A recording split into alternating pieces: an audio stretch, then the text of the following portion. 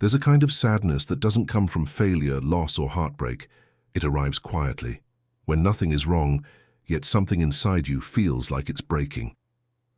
Carl Jung once said, "The sadness you carry may not even be yours. And yet you feel it every day.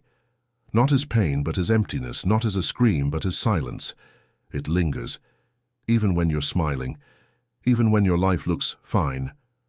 But what if I told you, this isn't just sadness, it's a hidden message from your psyche, a sacred call to go deeper, to uncover the forgotten part of you that still remembers what the world taught you to forget."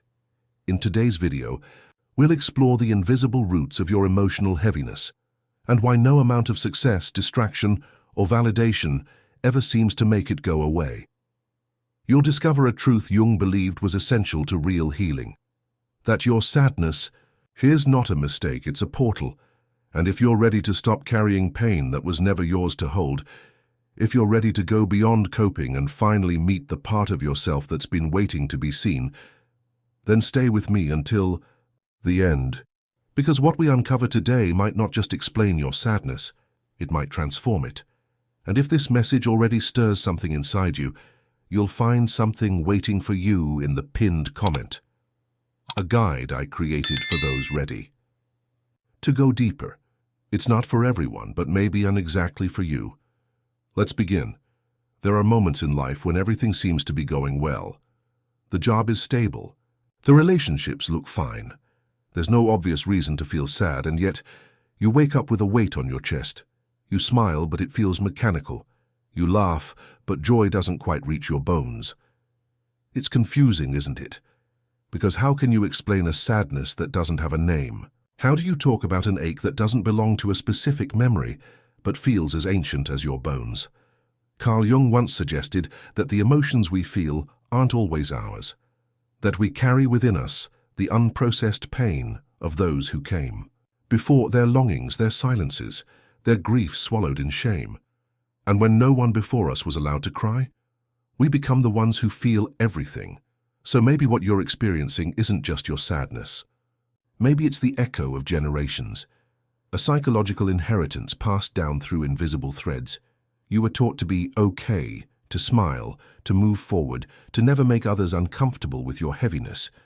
But what if that silent sadness has been the very signpost you've ignored? Not a weakness, not a flaw, but a guide. Because sadness, when honored, not avoided, has a voice. And it often whispers truths the conscious mind refuses to hear. The truth is, most people don't break down from failure.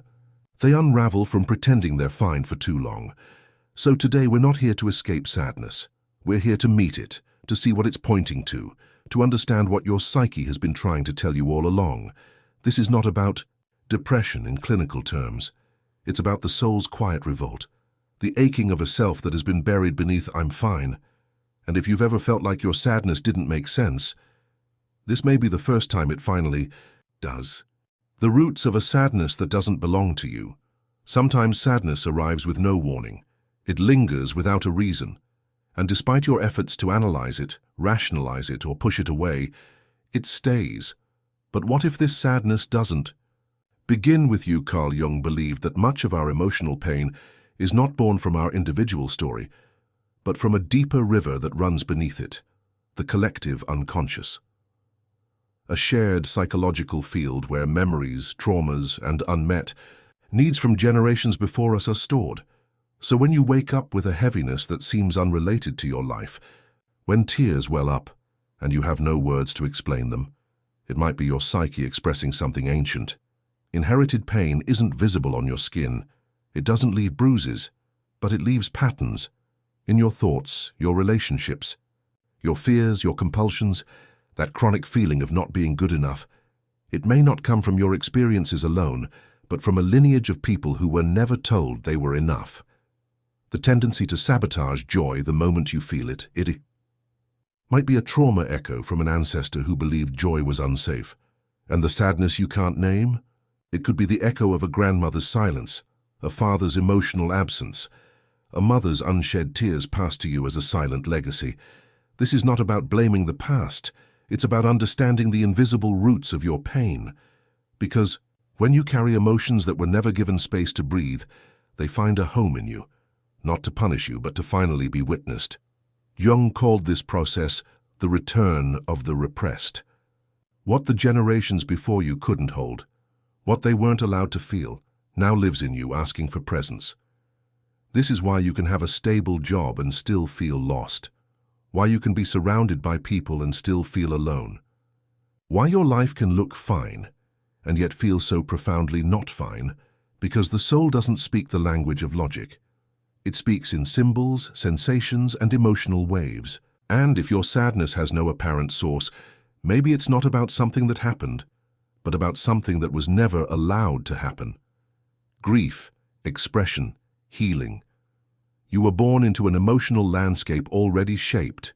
Family dynamics, cultural silence, expectations you never agreed to, but were forced to internalize just to belong.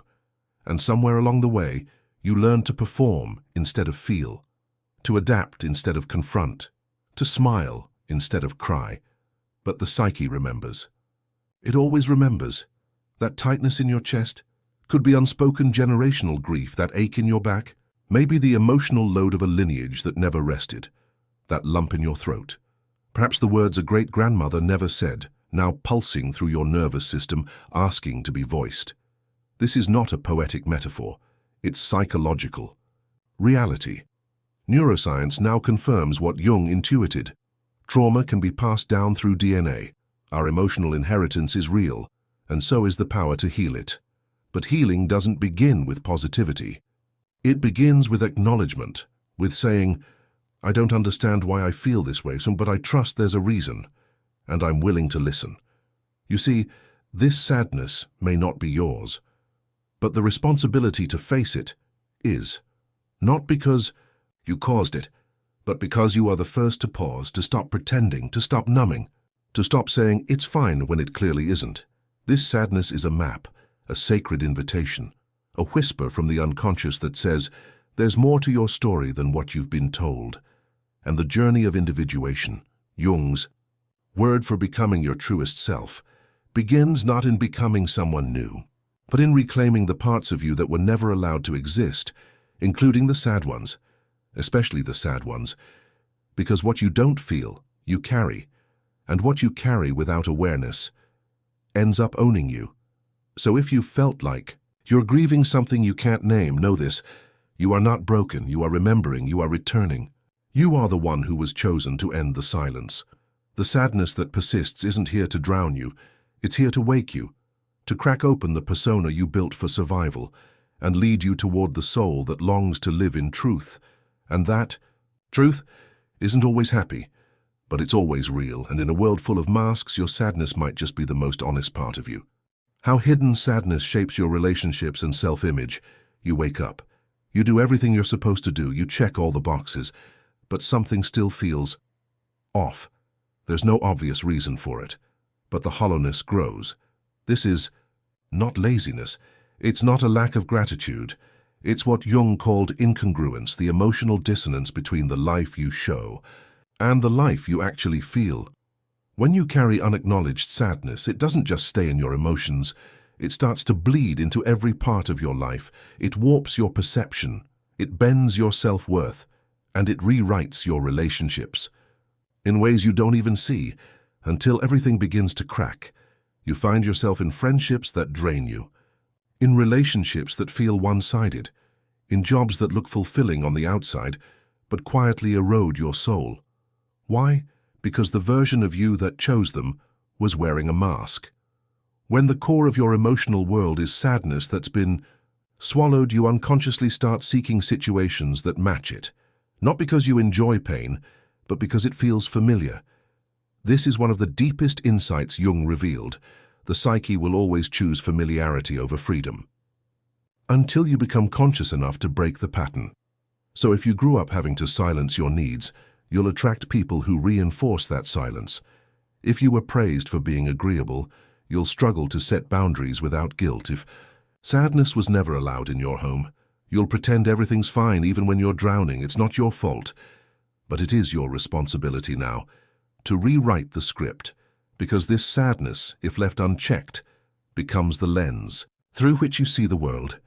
It makes love feel dangerous, vulnerability feel weak, and honesty feel like a risk too big to take.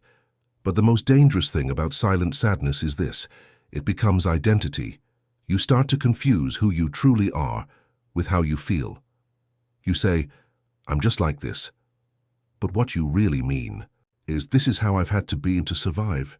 And you start performing wellness, smiling through dinners, nodding in conversations, doing the right things while feeling increasingly disconnected from yourself. Carl Jung warned us, the most terrifying thing is to accept oneself completely, and yet that's where the liberation lives. Accepting that you're not fine doesn't make you broken. It makes you honest. Admitting that the sadness is real doesn't make you weak. It makes you human. This is the turning point, when you stop managing perceptions and start tending to your pain. Because here's the truth: sadness that is not expressed becomes projection. You'll see people as threats when they get too close. You'll sabotage intimacy because it touches places you've kept sealed. You'll resent others for not meeting needs you've never voiced. And slowly, you isolate, not physically, emotionally. You become surrounded by people who only know your persona, but not your pain, not your truth, not you. And every time you say, "I'm fine," when you're not, you deepen that loneliness. It doesn't have to be that way, but to break the cycle, you must first ask a sacred question. Who am I when I'm not pretending to be okay? Who are you beneath the coping, beneath the productivity, beneath the performance? Your sadness doesn't need you to fix it. It needs you to feel it, to acknowledge that somewhere along the line you learned it wasn't safe to be fully seen. And that belief still governs your life today. It's why you over-explain, why you hesitate before speaking your truth, why you can't rest without guilt. The sadness beneath the surface is not asking for pity, it's asking for presence. It's saying, "Please, let me exist," without judgment, without analysis. Just be with me. That kind of presence with your own discomfort is the beginning of healing. Jung spoke often of integration, the process of bringing the unconscious into consciousness so that it no longer controls you from the shadows. This is not about being happy all the time. It's about becoming whole. You can love deeply and still carry grief. You can laugh fully and still mourn what never was. You can thrive outwardly and still tend to what aches inside. You are not here to be a polished version of yourself. You're here to be an honest one. And sometimes the most honest thing you can say is, "I'm not okay, but I'm willing to meet what's here. I'm willing to feel." That moment of truth, it breaks the spell. It opens the door. Because when sadness is no longer a secret, it stops being shame. And when you stop fearing your sadness, you stop fearing yourself. This is how you begin to re-enter your relationships differently, not as a caretaker of everyone else's emotions, but as the guardian of your own. Not as a fixer, but as a feeler. Not as someone who hides, but someone who honors what's real. The sadness may not vanish overnight, but something deeper shifts. Your willingness to be seen, and in that willingness a new identity begins to emerge, one not defined by pain, but by presence. When sadness lives in the body, Jung, trauma, and the nervous system, you've tried sleeping it off. You've tried positive thinking. You've tried convincing yourself that it's all in your head. But what if it's not? What if the sadness you feel is not just an emotion, but an imprint? Carl Jung believed the body remembers what the mind forgets. Every unspoken grief, every swallowed truth, every moment you forced yourself to be okay, when you were anything but. It's all still there, stored in your muscles, your breath, your posture, the weight you feel. It's not just psychological, it's biological, and the body always keeps score. That chronic tension in your shoulders, it's the burden you've carried for years without help. The tightness in your chest when someone asks, "How are you really?" It's the fear of being fully seen, the fatigue that no amount of sleep can touch. It's emotional exhaustion. That's turned cellular. You see, sadness that isn't processed becomes stress that the body must contain, and over time that stress morphs into symptoms: anxiety, digestive issues, insomnia, autoimmune flare-ups, hormonal imbalances, even pain with no clear medical cause. It's not in your head, it's in your nervous system. This is where Carl Jung's work meets modern trauma research, because while Jung gave us the language of the unconscious and shadow, today we also understand how those invisible wounds shape our physiology. When you suppress emotion, your nervous system doesn't just move on, it gets stuck. You enter what trauma experts call a freeze response. You're awake but disconnected. You function but feel flat. You smile, but it doesn't reach your eyes. This is what Jung described as psychic dissociation, a split between your inner world and your outer behavior. Your soul is speaking, but your body is too tense to listen. So how do you begin to repair? Not through willpower, not through force, but through gentle reconnection. You start by acknowledging that your sadness has a physical home, and like any neglected home, it needs care, not criticism. Try this. Place your hand over your heart, close your eyes, and just breathe. Feel the weight that's there, name it if you can, but if you can't, just stay with the ache, stay with the discomfort. Stay with yourself. This act alone of staying is revolutionary, because every time you didn't allow yourself to feel, your body learned that emotions were unsafe. Now, you're teaching it something new, that sadness doesn't mean danger. It means presence. And when you allow yourself to feel fully, your body begins to trust you again. Carl Jung said, "The soul would rather be whole than good." Wholeness means listening to the part of you that aches without trying to fix it. It means feeling grief without rushing to gratitude. It means letting the body cry without demanding it explain itself. The tears you've held back, they were never a sign of weakness. They were your nervous system's attempt to release. So many of us grew up in environments where emotions were judged, minimized, or punished. We learned to suppress because we thought it would protect us. But suppression is not protection. It's self-abandonment, and the body knows. It keeps whispering through headaches, through tight jaws, through tension you can't stretch away, because your sadness isn't asking for analysis, it's asking for witnessing. Jung believed healing required a return to the somatic self, to the part of us that feels, senses, and experiences life through the body. It's not enough to understand your pain. You must learn to feel safe with it. That's why inner child work isn't just mental, it's physical. It's placing a hand on your belly when anxiety rises. It's rocking gently when emotions surge. It's breathing deeply when old wounds start whispering again. And perhaps most of all when it's slowing down, because sadness is a slow emotion. It doesn't scream, it sighs. And if your life is too fast, you'll never hear it. So the invitation is this. Instead of pushing through, pause. Instead of numbing, nurture. Instead of fixing, feel. This isn't about becoming soft. It's about becoming whole. Because once the body feels safe, the soul starts speaking, and what it says might surprise you. You may discover that your sadness was never the enemy. It was a messenger, a signal, a sacred protest against a life lived. In fragments, Jung believed the self, the truest, most integrated part of us, only emerges through suffering that is met with awareness, not with shame, not with denial, with presence. So the next time your body aches, don't just ask, "What's wrong with me?" Ask instead, "What part of me needs to be heard?" The answer might not come in words.